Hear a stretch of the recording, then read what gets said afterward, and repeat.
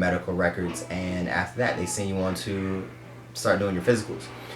You get there in line, you're going to be pretty much going through blood work, eye tests, hearing tests, all kinds of one-on-one doctor meeting where they do an actual physical where they're exploring your private parts as well as your as well as other parts. And you also have to do the infamous duck walk. So I'm pretty sure you can look on YouTube and find a million videos about what the duck walk is and how you can improve your duck walking. Everybody has to go through it. So I believe the first thing that we did was we kind of they sent us to this room. There were about 12 or 13 of us at a time. You walk in and it's kind of random. You don't really know what's going on. You just kind of walk into a room and everybody's in their underwear. And it's all men in one room, all females in another room. It was really awkward the first time you had to do it because my recruiter didn't mention that at all, and I hadn't watched any YouTube videos about it, so it kind of caught me off guard. I walk in, everybody's in their underwear. You guys strip down to your underwear. There's a TV up there with some guy doing these movements, and you're looking at it, and clearly it's a video from like the 1990s. And then the MEPS doctor comes in. And then kind of gets you in the formation, so to speak, and then gives you some commands as far as movements that they want to see you do. The point of that whole thing is just to make sure that your joints are moving fine, that your body is able to make the necessary movements that you would need to make in the military or to qualify for the military. To make sure there's nothing there that would disqualify you. Make sure you have fluid movements in your body.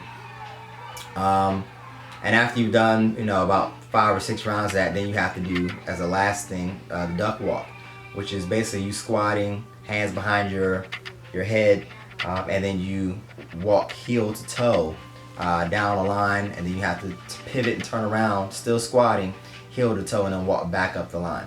It sounds very simple, but for some people it is simple. For many people, no matter what your age is not as simple. It's not that simple. In fact, I was in the first group that was able to get out of there from, I did my duck walk. This was one time. We had about 2 or 3 groups that had to stay behind for an extra 10 to 15 minutes just to do their duck walk. So after you finish doing that, you go to do the rest of your tests, your hearing test, your eyesight test, get the blood work done. Hold on, give me a minute. Let me focus this real quick. There we go. Your hearing test, your eyesight test, your blood work done, and among other things.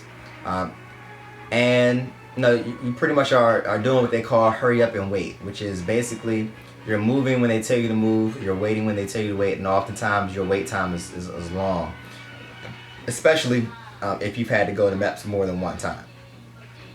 Your first time there, you're pretty busy because there's so many tests that you need to do, and there's so many stations that you need to go to, so you're getting things done. I ended up going to MEPS about 4 times. The first time was just for the ASVAB. The second time was for the full physical, and I had every intention to swear in on that day, but I ran into issues with my eyes, so we had to actually go to get a refract on base from an eye doctor. By the time we finished that and got back to MEPS, the MEPS doctors had already gone, so I couldn't finish my process there, and had to come back another day so that we could submit a waiver for my eyes. And that's a whole another video. I'll talk about the waiver